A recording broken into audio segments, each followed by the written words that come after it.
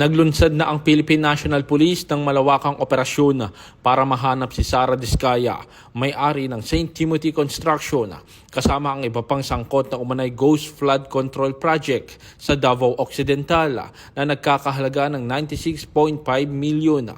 Ayon kay PNP Acting Chief Police Lieutenant General Jose Melencio Corpus Nartates Jr., nagpakalat na ng intelligence at tracker teams ang PNP at nakikipag-ugnayan na rin sa iba't ibang ahensya ng pamahalaan habang hinihintay ang paglabas ng mga warrant of arrest.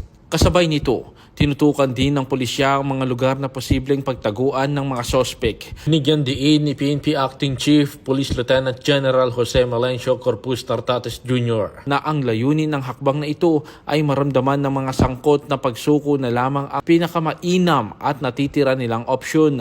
Alerto na rin ang mga barangay at neighborhood watch groups. Mahalagang impormasyon. Hinihikayat naman ng PNP ang publiko na makipagtulungan bilang bahagi ng pagsusulong ng transparency at accountability. Samantala, sinabi ni Ombudsman Remulla na nasa Pasig pa umano si Diskaya at patuloy na minomonitor buwang 16 na personalidad na sangkot sa anomalya sa Oriental Mindoro. Siyam na ang naaresto at inaasahang ilalabas ang karagdagang warrant sa mga susunod na linggo. Ang hakbang na ito ay bahagi ng adhikain ng bagong PNP para sa bagong Pilipinas, serbisyong mabilis, tapat at nararamdaman.